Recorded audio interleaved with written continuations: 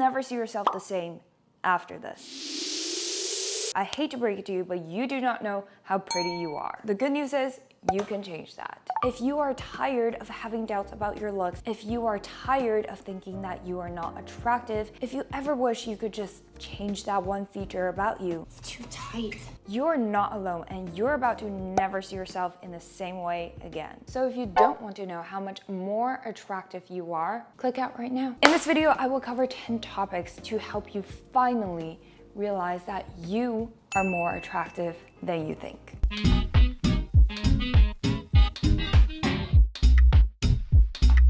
Hi, I'm Zoe, and my goal for this channel is to help you tap into your unlimited potential as we learn and grow together. One thing I realized for so many women, including myself, is that we often do not know how valuable we are. You are literally doing a disservice to yourself by not realizing how much more potential you have in you. This goes for so many areas in dating, in career, in friendship, in fitness, and even appearances. Yes, to some, appearances are very surface level. You think I'm beautiful? But who you are on the outside cannot be separated from who you are inside. The external and internal are connected. Your internal state projects outward. For instance, feeling confident, therefore having a great posture. And your external state also influences your internal state. For instance, simply having a frowning face puts study participants in a worse mood, as backed by many studies, including the famous 1988 Strachey. So if you keep on seeing yourself as ugly or unattractive on the outside, how do you think your inner identity will be influenced? And I was there in the beginning of my glow up journey, where my inner negative self-image was feeding an outer negative self-image that in turn worsened my inner self-image. And I'm happy to say, luckily, we can reverse this. Glowing up externally will absolutely help with glowing up within, but the only way to sustain that physical glow up is to glow up internally. Remember, the internal and external are just two sides of the very same coin. If one rises too high, the other will drop it down at level, which has happened to me before. And I'm here to help you rediscover yourself. Being quote unquote pretty or attractive is nothing more than feeling enough against a certain threshold. But what most of us do is to mistaken other people's thresholds as our own. The trick is to walk out of an imaginary prison of living for other people's expectations. Ask yourself, where did your perception of beauty form? And where did your perception of yourself form? Anytime we feel insecure about our appearances, it comes from a gap in between these two. Your perceived self and your expected self. And after this video, you will have the mind tool to help you bridge that gap if you wish to. First, by realizing how arbitrary value is. Value is one of the most subjective and arbitrary constructs. A diamond does not help you survive like the air you breathe or water you drink, yet most of us would treat it as a precious and expensive stone. A childhood photo to you might be extremely valuable because you have a lot of emotional attachment to it,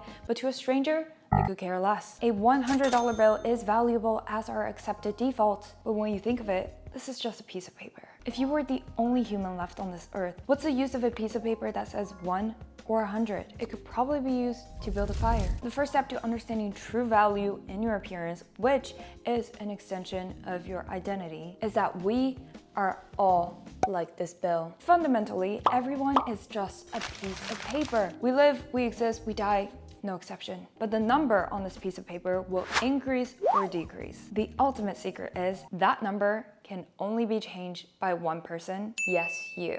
Which seems hard to accept because when we're talking about appearances, aren't there so many things such as your inherited features that you cannot change? True, but a $100 bill crumbled or flattened is still 100. Keep the bill example in mind throughout this video as things will begin to click, I promise. Everything ties back to self-worth. And dollar bills are just pieces of paper. Second, invisible competition. Anytime I do not feel good about myself, about where I am in life, what I look like, and so on, it's because I slip into an invisible competition with other people. And this in essence is a scarcity mindset that will rob you if you don't get out ASAP. Because when you put yourself in a comparison game with others, no matter if you think they fare better or worse than you begin living for other people's expectations. So who's going to live your life for you? Setting your standards on others means you will only ever be second best at looking like someone else. Imagine if Monroe got a breast reduction surgery or if Li Wen got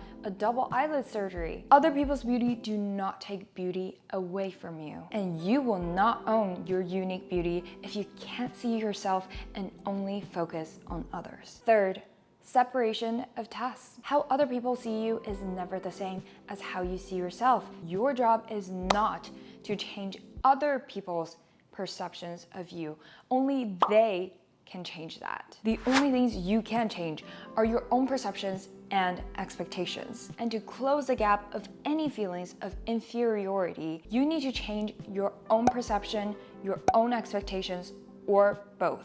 Let's talk perception first. Fourth, the Van Gogh dilemma. Although almost incomprehensible to the modern day, traits that we might see as flaws or even ugly were sought after as beauty in other eras. Flat chest in the flapper era, extremely white as ghost complexions in the Victorian era, and protruding bellies celebrated by Greek goddess statues. In the context of time, it is so easy to realize how beauty is so contextual. What you see in yourself as less than attractive might have actually been something that someone else dreamed of. To anyone on the other side of the earth not indoctrinated with similar aesthetic values, or even heard of Van Gogh, Picasso, or any of the historically celebrated artists, their paintings could seem just fine.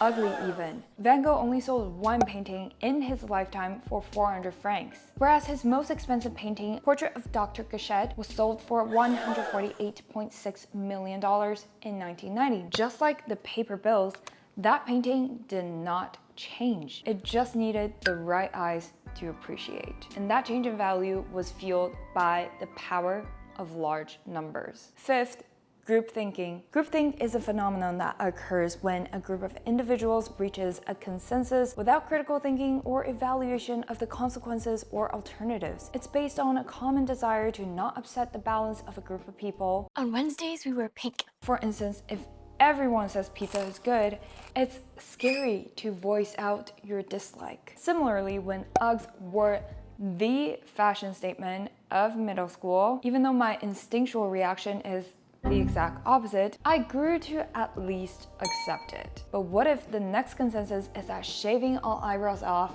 is so hot? What if your uniqueness is simply not currently idealized by a group? Whether your look is popular or unpopular amongst a group, you are not obliged to adopt the attitude of that group, just like music taste. As long as everyone stays respectful of each other's taste, I don't see how defining your own ideal is an issue. There are people on the streets giving me side-eye for my hair, but there are also people who would just run up to me to tell me how much they love it. Learn to see all beauty, including your own, as an acquired taste. And it always takes more courage to like something not simply based on what everyone else likes. There is a reason that 3-star Michelin restaurants exist, and so do McDonald's. There is something for everyone. Just because something is popular doesn't inherently increase its value. Your beauty needs the right people to appreciate, including yourself. Sixth, culture. I've covered this in a lot of my videos before, but the power of perspectives on attractiveness is so easily seen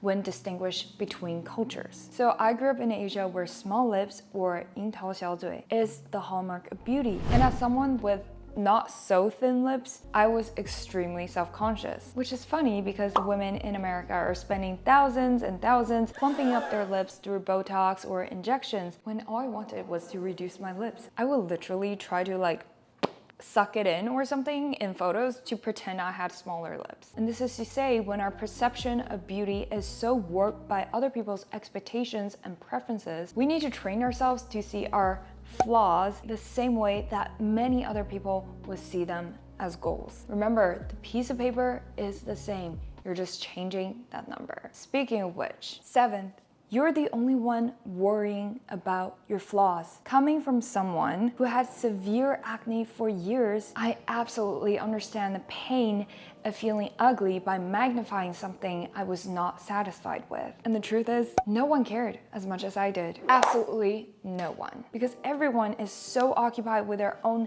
flaws and insecurities. It's such a drain of mental energy. And this is perfectly explained by the spotlight effect, coined by a study conducted by Gilvich et al., where participants were asked to wear an embarrassing shirt and way overestimated how much others would notice or even remember the embarrassing shirt. And this is so true, because even though I was so devastated by my acne for years, my driving instructor at the time told me, it's a beauty mark of youth. And now that I look back on it and still sometimes get breakouts, I get to see it through this new lens. A flaw is only a flaw if you choose. Eighth, the average does not exist. No one likes being below average, especially for looks. But the average is such a skewed concept when it comes to appearances because it does not exist. Like I mentioned in my The Curse of Being the Average Looking Female video, there is no average when it comes to looks. In 1945, a Cleveland newspaper held a contest to find a woman whose measurements were closest to average.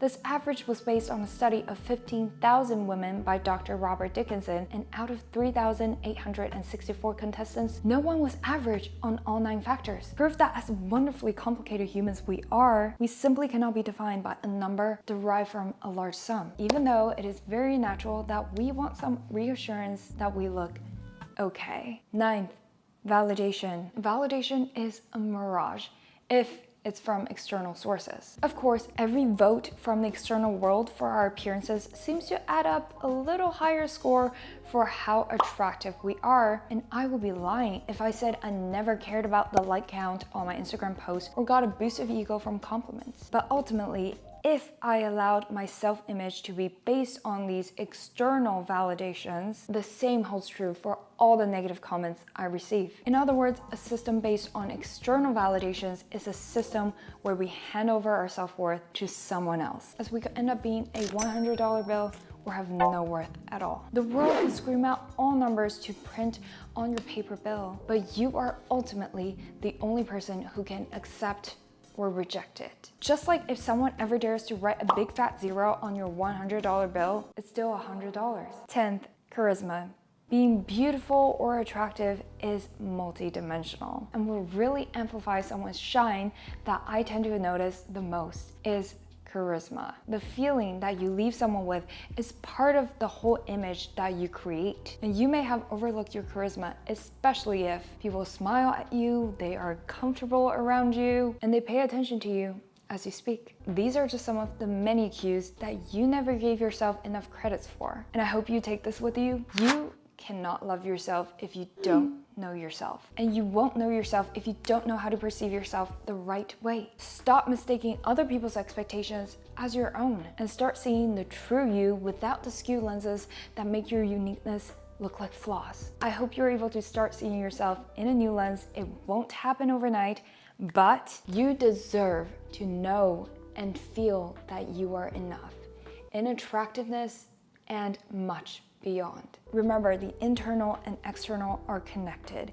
You need to feel beauty to see beauty. And you are doing yourself and the world a disservice if you can't see the real you with unlimited potential. And if you watch all the way here to learn and unlock your potential, I see it in you. Like this video and subscribe to learn and grow with me. I will see you next week.